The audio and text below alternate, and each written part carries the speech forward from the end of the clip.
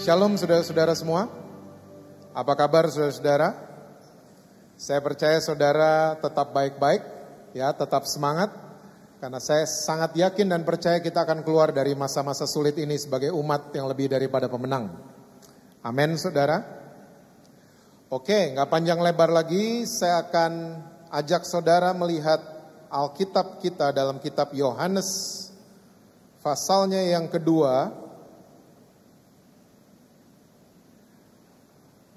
ayatnya yang ke-14 sampai dengan ayat yang ke-17. Yohanes 2, ayatnya yang ke-14 sampai dengan ayat yang ke-17, Alkitab catat begini. Dalam bait suci didapatinya pedagang-pedagang lembu, kambing domba dan merpati dan penukar-penukar uang duduk di situ. Ia membuat cambuk dari tali lalu mengusir mereka semua dari bait suci dengan semua kambing domba dan lembu mereka. Uang penukar-penukar dihamburkannya ke tanah dan meja-meja mereka dibalikannya. Kepada pedagang-pedagang merpati ia berkata, ambil semuanya ini dari sini, jangan kamu membuat rumah Bapakku menjadi tempat berjualan. Ayat 17. Maka teringatlah murid-muridnya bahwa ada tertulis, cinta untuk rumahmu menghanguskan aku. Saya percaya semua saudara yang hadir pada malam hari ini sudah tahu cerita ini. Ini adalah salah satu cerita yang cukup terkenal di Alkitab saudara dan saya, bahwa hari itu Yesus marah besar. Ini bisa dibuktikan di ayat ke-15 bahwa yang bikin cambuk Yesus sendiri. Yesus gak suruh Petrus bikinin cambuk, ya. Yesus gak suruh Yohanes bikinin cambuk, tapi dia bikin sendiri cambuknya. Lalu ini udah getting physical, karena yang jungkir balikin meja, hamburin semua uang ke tanah, itu Yesus sendiri juga. Yesus gak suruh murid-muridnya bikin itu, tapi dia yang lakukan itu semua sendiri. Ini membuktikan bahwa that day, hari itu, he was so pissed off. Dia marahnya luar biasa. Nah pertanyaannya malam hari ini adalah, kenapa Yesus bisa segini marah sama pedagang-pedagang? Karena Petrus nyangkal Yesus. Yesus gak begini tuh marahnya sama Petrus. Ya, Petrus dijungkir balikin gitu, enggak. Yudas berkhianat. Yesus gak begini sama Yudas.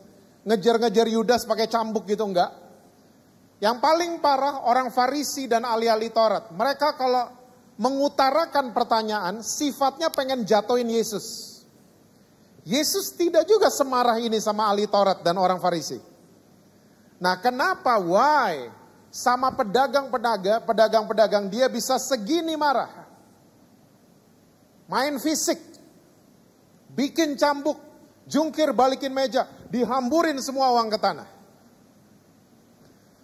Nah malam hari ini untuk saudara-saudara yang datang on-site atau online yang nonton di rumah, saya cuma mau yakinkan saudara bahwa Tuhan cinta sama pedagang. Tuhan cinta sama businessman. Tuhan cinta sama businesswoman. Saya pun berdagang makanan di Jakarta. Tuhan cinta, Tuhan yang buat sistem perdagangan. Oke? Nah yang Tuhan Yesus gak suka adalah kalau mentalitas pedagang dibawa masuk ke rumah Tuhan. Nah ini yang membuat Yesus marah.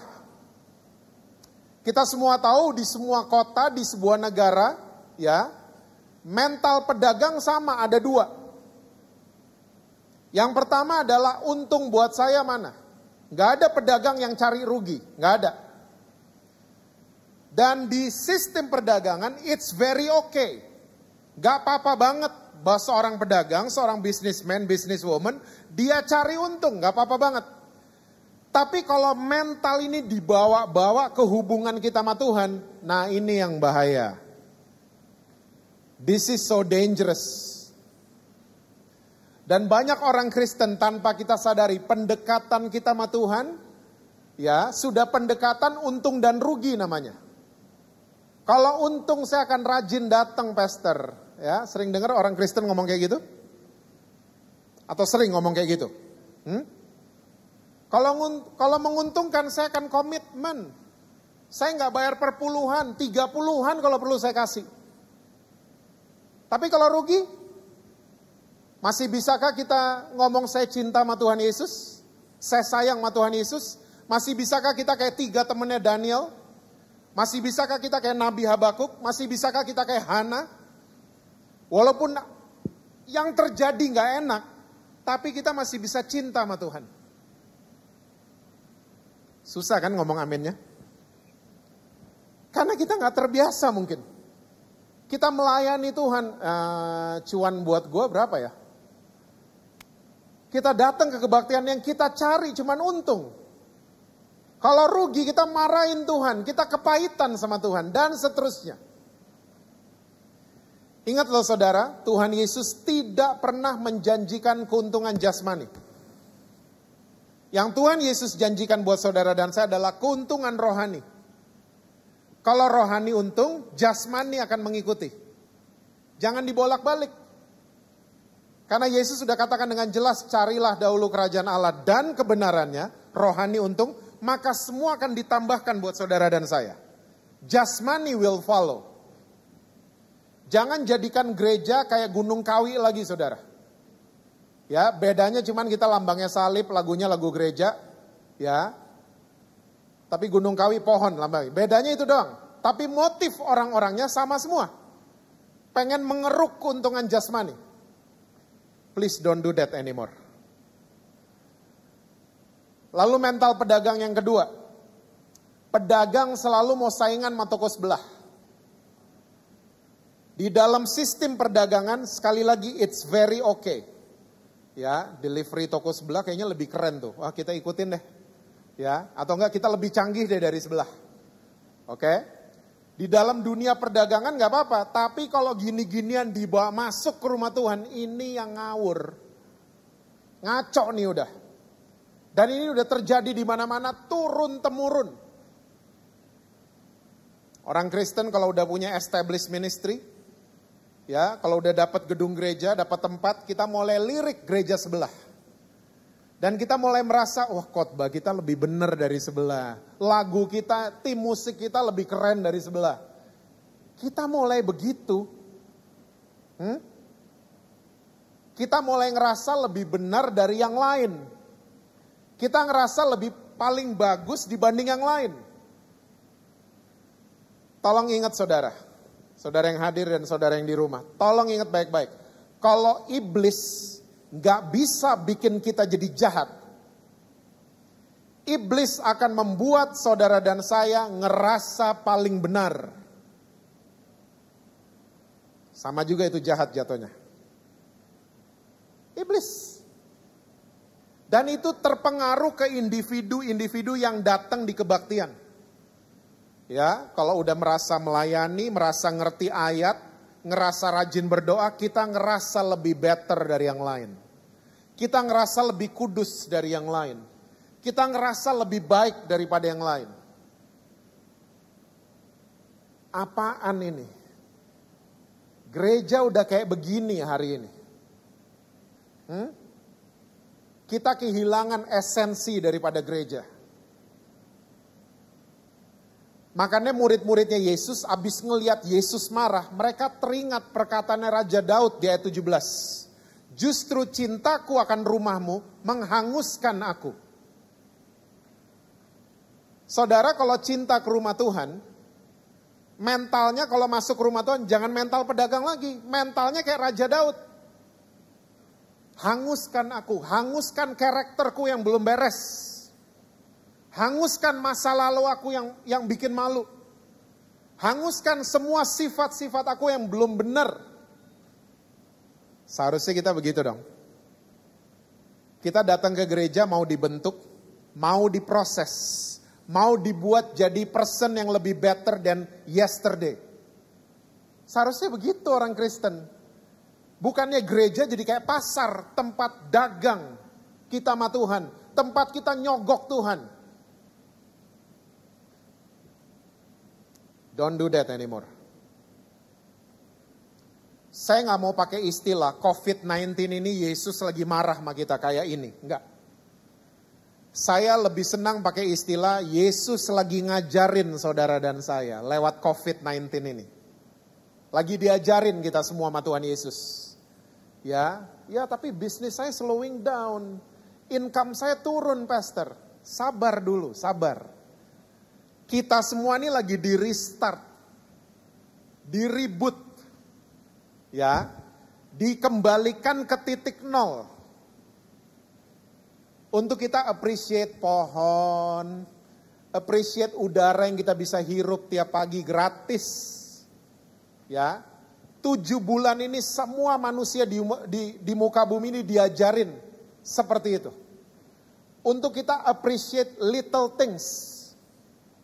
Untuk kita ngandalin Tuhan.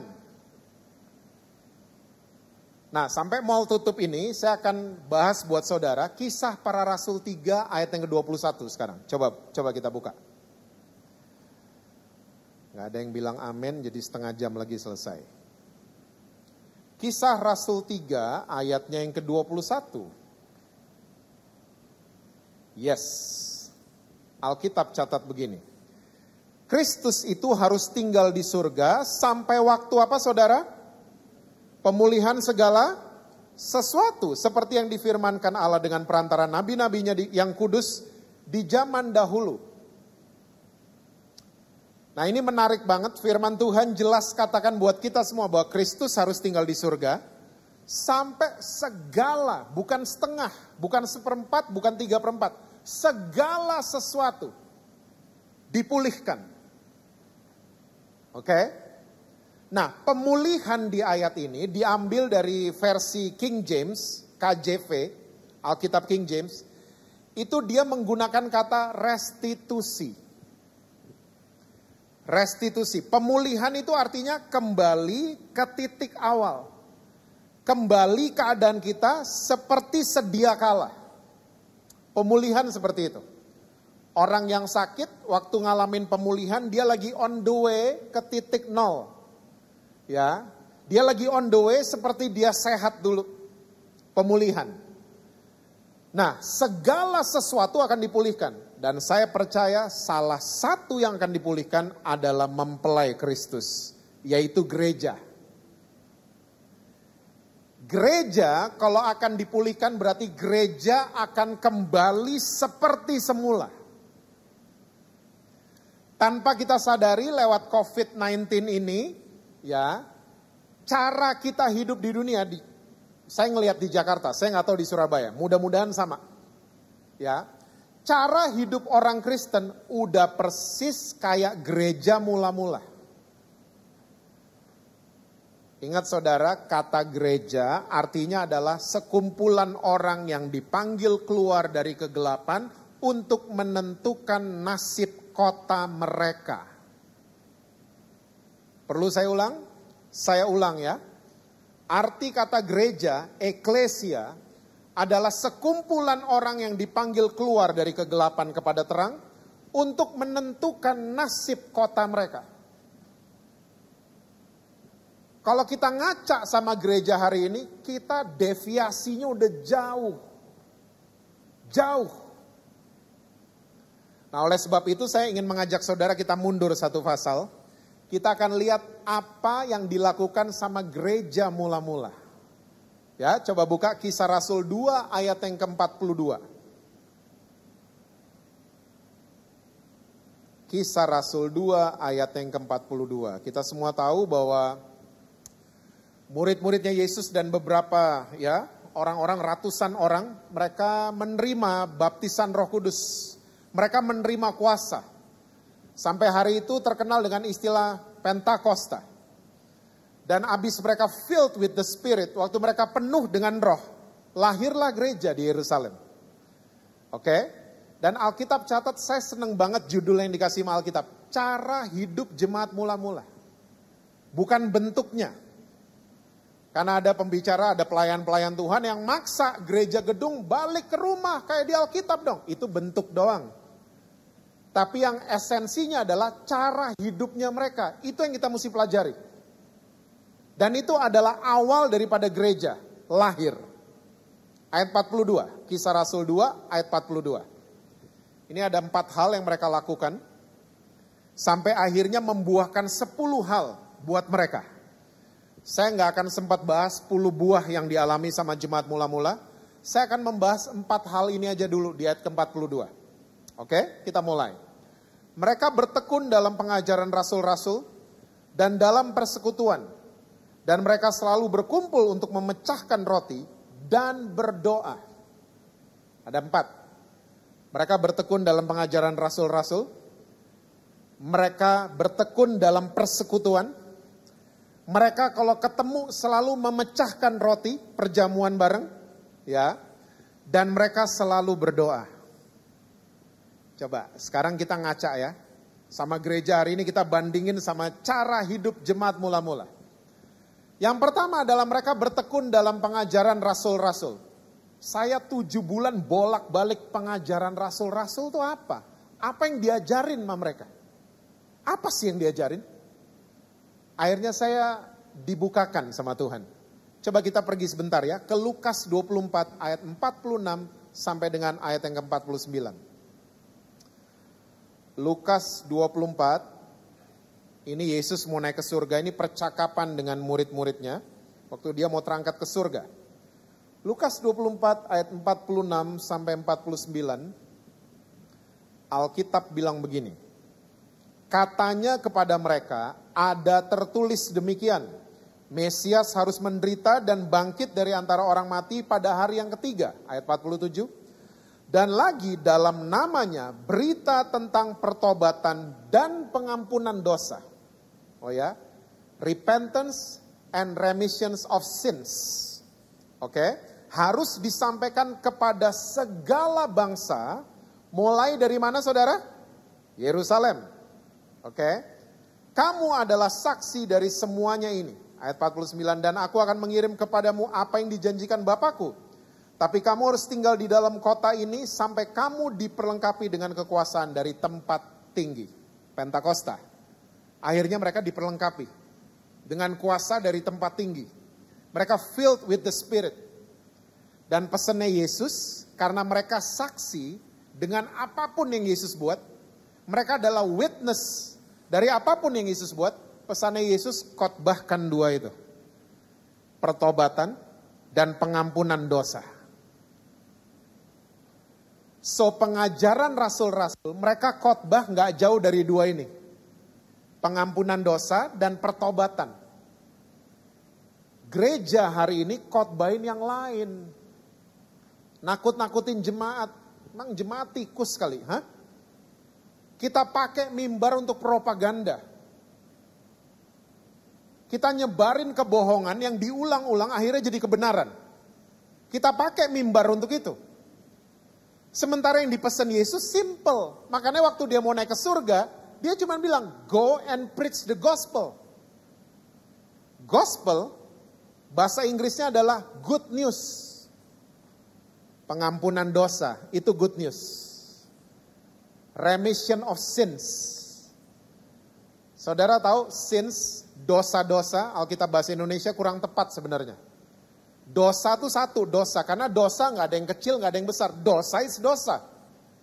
Tapi kalau dibilang sins, pakai S. Itu artinya adalah dosa masa lalu, dosa present hari ini, dan dosa masa depan. Saudara jangan bingung lihat saya. Ada yang yakin, seyakin-yakinnya besok gak jatuh lagi dalam dosa? Kalau ada yang yakin tunjuk tangan. Kita gak bisa yakin. Makanya ada jaminan dari Tuhan Yesus, ada remisi dari Tuhan Yesus untuk dosa-dosa kita, sins. Our past sins, our present sins, and our future sins. Semua ada remisi. Ini good news. Orang dengar good news bertobat. Good news will lead to repentance. Good news. Saudara belum kena kayaknya. Yang bapak-bapak, kalau dengar sepatu Christian Bulotang, sale 90%, kira-kira gimana? Hah? Ganti baju nggak? Yang muda-muda Air Jordan, klasik tahun 85, sale 90%. Kita berubah nggak dengar gitu? Saya akan berubah, saya akan mandi, ganti baju, saya ke toko itu. Orang-orang bilang saya, Pak, tokonya ngantri 2 jam, nggak peduli. Saya akan bayar harganya karena saya dengar good news. Ibu-ibu, ya, tas LV sale 90%, ya, yang senang sepeda Brompton sale 90%, berubah dengar ginian. Kita bersedia ngantri. Apalagi ada berita yang mengatakan dosa saudara dan saya diampuni 100%. That's a very good news. Tapi masalahnya kita nggak pernah khotbahin ini. Yang kita khotbahin bad news. Kita nakut-nakutin orang lain. Lo dosa, dibakar lo nanti. Lo dosa, neraka lo nanti. Lo dosa, pantas lo bangkrut. Yang kita ngomongin gitu. Orang kalau dengar bad news jadi takut, ya, ujung-ujungnya jadi muka dua sama pendetanya. Karena yang dia dengar bad news. Bad news gak akan merubah apa-apa. Cuman bikin orang jadi takut. Dan munafik. Tapi good news, orang yang mendengar, mereka akan berubah. Lihat hari ini. Tanpa kita sadari, the whole world hear the good news these days. In the past 7 months, gereja jadi online semua. Ya, gereja saudara, pemirsanya bisa sampai ratusan ribu. Ya, semua orang dengar good news hari ini. Semua orang bisa dengan mudahnya akses. Siapa yang buat? Siapa korlapnya?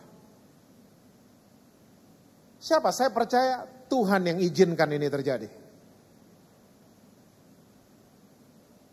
Kita dikembalikan ke titik semula. IGTV isinya orang sebarin good news. There is hope. Ya, there is healing. Semua ngomongnya gitu hari ini.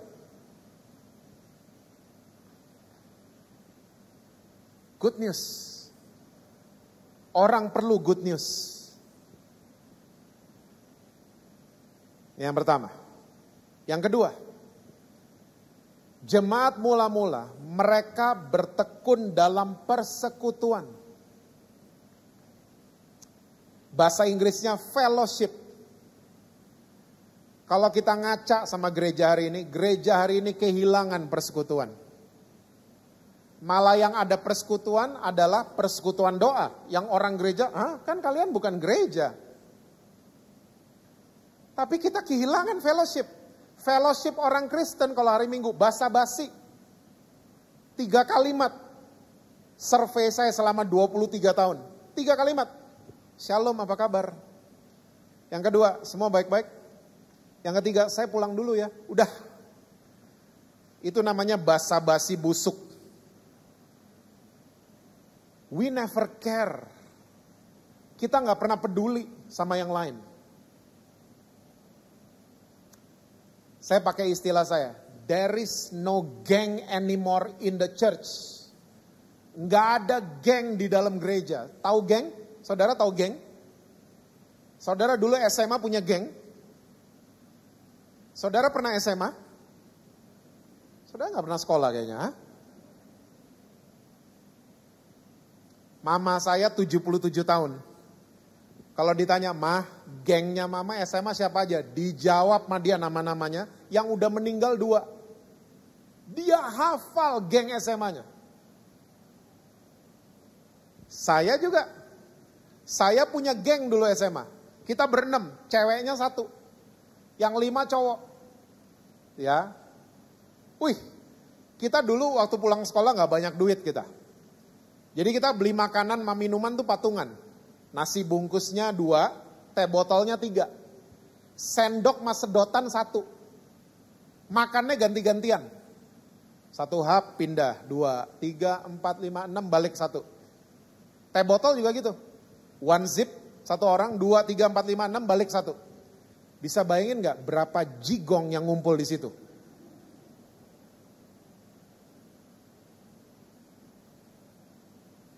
But you know what? Saudara tahu gak? Kita ber-6, 1 nangis, 5-5-nya ikut nangis yang lain. 1 seneng, yang 5 ikut seneng. 1 dipukul, yang 5 kagak terima. Yang paling duluan saya biasanya. Siapa yang mukul lo? Gak terima yang lain. Because what? We are gang. Geng kayak begitu. Coba sekarang di gereja, ngaca. Di gereja gak ada geng, satu jatuh, yang lain seneng, kebalik. Kalau perlu satu orang ini, se-Indonesia tahu salahnya dia apa. Dibunuh karakternya. Satu seneng, yang lain ngiri. Itu gereja. Aneh gereja nih. Ada undangan sel group, wih, datang tuh terpaksa. Dan dipaksa. Ya, kita datang terpaksa karena udah ya datanglah, udah di WhatsApp 30 kali sama orang yang punya rumah, gak enak. Tuh lihat tuh dia udah foto, udah dimasakin lagi, datang deh. Terpaksa. Orang Kristen these days kalau ke gereja ngomongnya gini. Saya kalau ke gereja Pak, saya lihat Tuhannya aja, saya gak lihat orang-orangnya. Wih sedap. Karena orang Kristen banyak yang nyebelin memang. Makanya banyak orang masuk ke gereja komentarnya jadi saya lihat Tuhan aja deh. Coba, saya cuma mau cerita sama saudara, saya kalau diundang sama geng SMA saya, Jazz, Sabtu besok sepeda bareng yuk. Jam 6 pagi, ada meeting jam 8, geser habis makan siang. Karena geng yang undang, sampai hari ini masih begitu. Apa yang saudara mesti tahu? Looking forward kalau ketemu geng. Kita nggak looking forward ke gereja. Hah? Kok belaga lupa gitu mukanya? Kita nggak looking forward. Kita ada cell group, kita nggak looking forward. Cell group lagi. Zoom lagi sama anak-anak gereja. Kita nggak looking forward. Sama geng kita looking forward. Jemaat mula-mula mereka bertekun dengan fellowship. Mereka geng. Satu sedih, yang lain sedih. Sepenanggungan semuanya. Yang lain satu senang, yang lain ikut senang.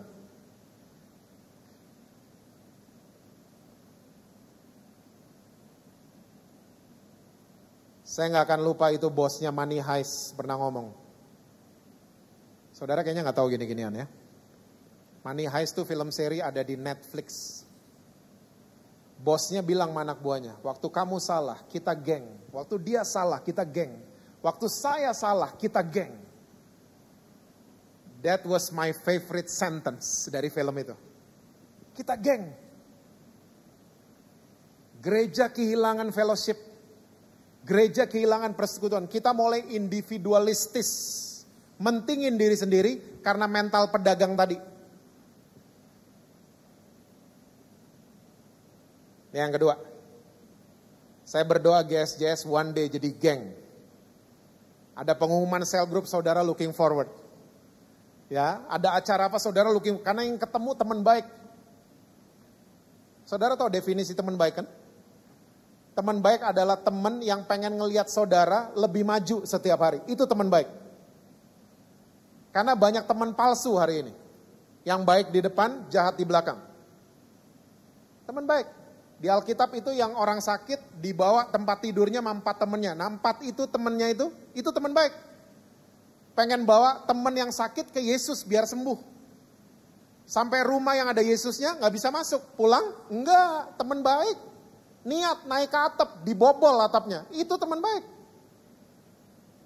Cari teman yang kualitasnya seperti itu. Pengen bawa kita deket sama Yesus selalu. Yang setuju bilang amin. Yang ketiga, jemaat mula-mula. Mereka kalau ketemu mereka selalu memecahkan roti. Mereka perjamuan bareng. Hari ini gereja, perjamuan jadi upacara. Cuman upacara doang. Sementara jemaat mula-mula mereka tahu esensi perjamuan, makan bersama. Mereka ngerti banget. Karena mereka waktu itu di rumah-rumah, jadi mereka makan bareng. Ya, saudara, hampir semua saudara punya fotonya kan. Yesus juga makan di meja makan sama 12 muridnya. Saya juga gak tahu tuh fotografernya siapa. Tapi itulah mereka. Mereka selalu memecahkan roti bersama-sama. Dan ini udah dari perjanjian lama saudara. Waktu tulah ke-10, rumah orang Israel harus ditandain sama darah domba. Saudara tahu what they had for dinner? Yang mereka makan itu dinner Paskah mereka itu roti dan anggur, bread and wine. Bikinnya gimana? Mereka bikin sendiri. Caranya gimana? Cara bikin roti zaman dulu dibanting adonannya. Sampai hari ini masih ada, mama saya masih begitu. Ya, kalau udah bagian banting, Jess tolongin gitu. Udah gak kuat soalnya dia. Wine, cara bikin wine sampai sekarang di beberapa negara di Eropa masih ada. Di Swiss, di Prancis masih ada. Wine orang dulu kalau bikin anggurnya diinjek. Sampai dia jadi wine. Oke? Makanya Yesus bilang tubuh dan darahnya itu roti dan anggur. Dibanting, diinjek, disiksa sampai hancur.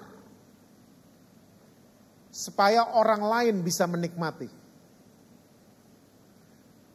Saya berharap waktu saudara next perjamuan, saudara akan menghayati, mengimani bahwa roti dan anggur yang saudara minum. Waktu saudara telan, saudara sedang telan mujizat. Saudara sedang telan kesembuhan. Saudara sedang menelan pemulihan terjadi. Itu gak main-main, itu makanan tersehat di dunia udah. Perjamuan namanya. Kita hari ini cuma dijadiin upacara. Mereka mengerti the death and the resurrection of Jesus Christ. Mereka ngerti banget. Makanya perjamuan mereka celebrate. Makanya orang yang gak sehati gak bisa satu meja makan kan. Itu kata Yesus, Yudas gak bisa lama-lama semeja makan sama Yesus. Karena udah beda. Makan bersama penting. Lewat COVID-19 banyak keluarga jadi rajin makan bareng kan. Hopefully di Surabaya kayak gitu. Di Jakarta kayak gitu. Kita perjamuan bareng hampir tiap hari. Kita beli red wine. Kita beli roti. Ya, hanya untuk perjamuan.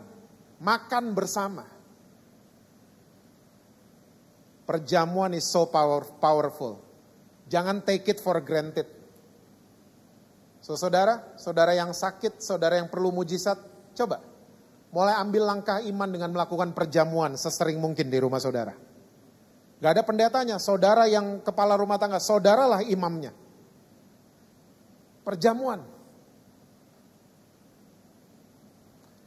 Yang terakhir, jemaat mula-mula mereka rajin berdoa. Gereja zaman sekarang kita kayaknya kurang rajin berdoa. Doa cuma dijadiin acara. Namanya jelek-jelek lagi. Makanya orang gak mau datang. Doa semalam suntuk. Makanya gak ada yang mau datang. Doa pagi buta. Makanya gak ada yang mau melek. Udah dijadiin acara, namanya jelek-jelek. Wah, kosong. Pengunjung kosong. Saya gak pernah menyalahkan kalau di Jakarta saya sering melihat orang Kristen kalau berdoa badannya goyang-goyang. Kalau saudara baca jemaat mula-mula waktu mereka berdoa, gedung tempat mereka berdoa, gedungnya yang goyang. Powerful doa mereka. Karena doa udah jadi gaya hidup, bukan acara jemaat mula-mula. Lihat sekarang lewat COVID-19. Gak usah dikomandoin orang Kristen berdoa loh di rumah-rumah. Kita jadi rajin berdoa. Ya saya berdoa karena takut, biarin aja yang penting jadi berdoa. Saya karena takut kena virus Pak, biarin aja yang penting jadi pendoa.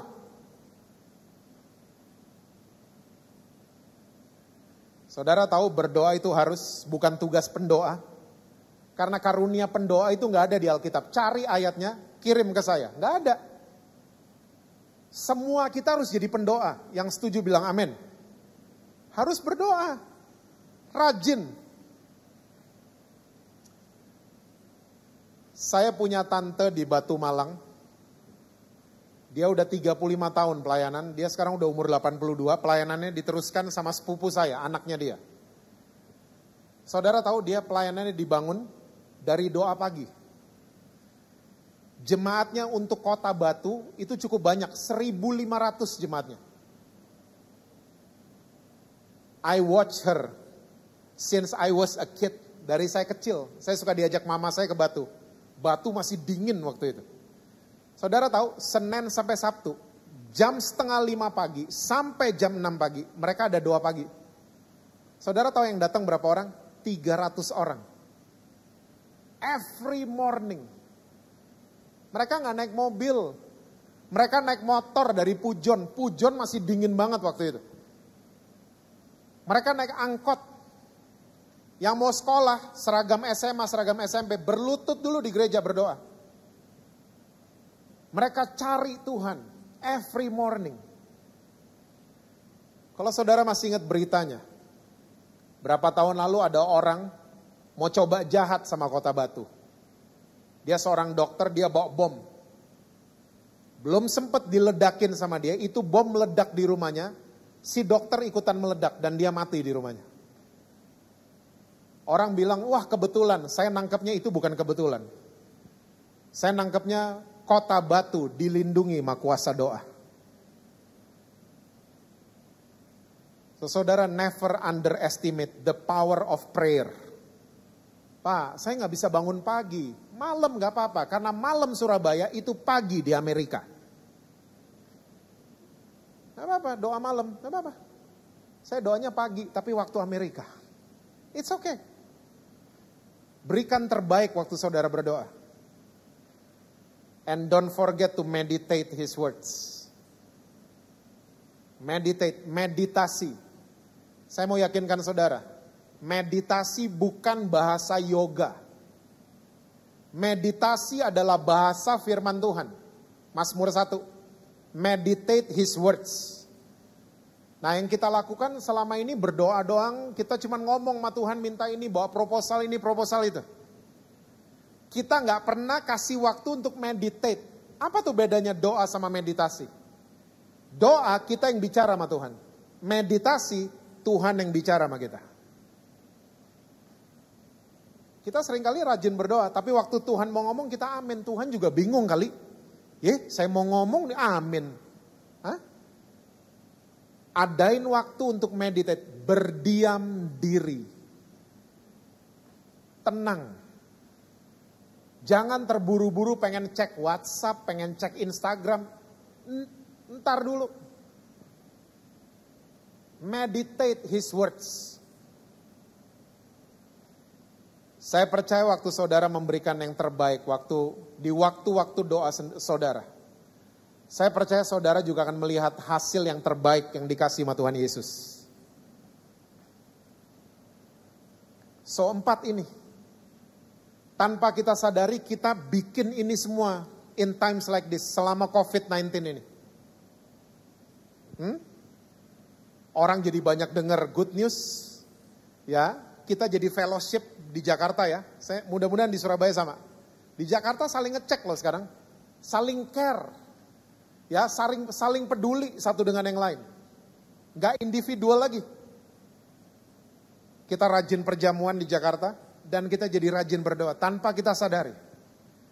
Tuhan balikan umatnya seperti cara hidup jemaat mula-mula. Kesimpulan saya ada 3. Jemaat mula-mula mereka dying to self and Jesus is the center. Mereka mati sama kedagingan mereka dan mereka membuat Yesus jadi pusat segala-galanya dari action mereka. Coba belajar. Jangan berdagang. Orang yang berdagang gak bisa begini. Orang yang mau coba nyogok-nyogok Tuhan gak bisa begini. Yang kedua, mereka sangat organik jemaat mula-mula. Hari ini gereja ada organisasi. Fine. Saya gak pernah menyalahkan, kita mesti hubungan sama pemerintah dan lain sebagainya. Tapi orang-orang organik yang di dalam organisasi tersebut, berfungsi dong. Berfungsi. Jangan cuma duduk-duduk doang, jangan cuma manasin kursi gereja. Udah terlalu lama, udah ratusan tahun. Yang di depan di panggung pemain, yang duduk penonton. Udah kelamaan kayak gitu. Dan penonton selalu lebih pintar dari pemain. Ya kan? Komentator sepak bola lebih pintar dari Lionel Messi kan? Lebih jago, wah seharusnya gini. Coba komentator suruh main, gak ada yang bisa.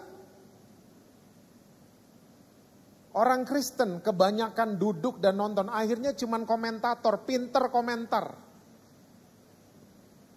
Saya mengajak Organics di GSJS Pakuan Mall. Jadilah pemain dan biarkan Yesus jadi komentatornya. Kita semua imam-imam dan imam besarnya adalah Yesus Kristus.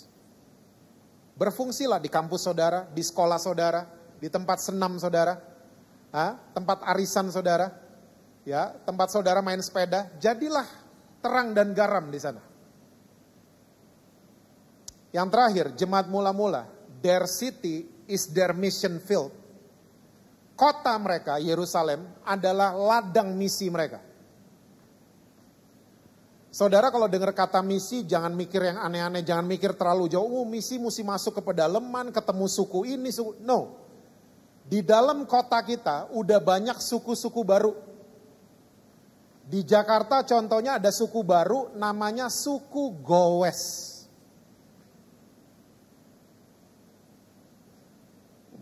Ini suku loh. Ya. Coba. Berfungsilah di sana. Sebagai kesaksian terakhir, saya join sama sebuah komunitas Goes di Jakarta.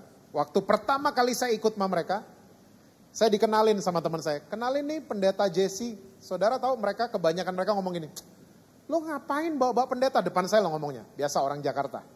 Ya, lo ngapain bawa-bawa pendeta? Kita gak bisa ngomong jorok. Saya diem aja, saya senyum-senyum aja. Saya riding sama mereka ya. Hari ini, 2 hari kemudian, minggu depan sering saya ketemu sama mereka. Dan saudara yang sering sepeda pasti tahu setiap 35-40 kilo biasanya kita berhenti. Pit stop pertama. Untuk makan telur setengah mateng sama minum kopi biasanya. Ya. Nah kita biasanya mulai ngobrol. Saudara mesti tahu ternyata banyak ini goweser yang kepahitan sama gereja. Makanya ngomongnya gitu. Dengar pendeta udah alergi. Karena yang mereka dengar selama ini adalah bad news. Mereka gak pernah dengar Tuhan Yesus itu baik. Mereka gak pernah dikotbahin kayak gitu. Lewat ngobrol-ngobrol. Kemarin hari Jumat, hari Sabtunya saya datang ke Surabaya. Hari Jumat di tempat telur dan kopi itu ada satu goweser yang nangis sejadi-jadinya. Dia gak pernah nyangka bahwa Tuhan Yesus itu kasihnya luar biasa. Karena selama dia pergi ke gereja, dia cuma ditunjuk-tunjuk sama pendeta di gerejanya dia. Saya bilang Tuhan Yesus gak seperti itu. Makanya Mahatma Gandhi bilang kan, orang Kristen sama Tuhan Yesus kenapa beda? Hah? Orang Kristen bunuh-bunuhin kita orang India, sementara Yesusnya ngajarin kasih. Kok beda? Nah saya berdoa saudara-saudara di GSJS. Saya gak suruh saudara untuk sepedahan semua dan ketemu orang-orang kayak gitu. Tapi saya percaya setiap hari Tuhan kirim orang-orang aneh yang menurut kita aneh. Ya, yang sebenarnya itu ladang misi buat kita. Kita layani mereka. Ya. Di masa COVID-19 kita udah bosen dengar pesan harus cuci tangan. Tapi malam hari ini saya mau katakan buat saudara, selain cuci tangan, cuci hati juga. Wash our hearts. Supaya kita jadi good news carrier. Punya virus carrier namanya good news. Kita kemanapun kita bawa nih virus. Tularin ke orang lain. Ingat tadi, orang dengar good news, ujung-ujungnya bertobat kayak Jumat kemarin. Pertobatan terjadi. Di warung telur dan kopi. Tuhan lagi bergerak di tempat manapun saudara. Ikutin pergerakan Tuhan, jangan kebanyakan komplain. Jangan berdagang lagi sama Tuhan. Ya, buang mental pedagang, buang attitude pedagang. Jangan bawa mental pedagang ke hubungan kita dengan Tuhan. Tapi ikutin cara jemaat mula-mula. Ya, mereka bertekun dalam pengajaran rasul-rasul, pengampunan dosa dan pertobatan. Mereka bertekun dalam fellowship. Mereka rajin perjamuan dan mereka rajin berdoa. Dan ujung-ujungnya mereka ditambahkan jumlahnya tiap hari sama Tuhan. Dan mereka disenangi sama orang banyak. Ya. Saudara, saya percaya gereja juga lagi dikembalikan ke tempat semula sama Tuhan lewat COVID-19. Jangan kebanyakan komplain, bersabarlah. Ya, ikutin protokol. Karena lewatin ini semua, saya percaya ada mujizat besar yang menanti saudara dan saya. Tuhan berkati saudara-saudara semua. Selalu sukses dengan apapun yang saudara buat. Dan selalu harmonis di rumah.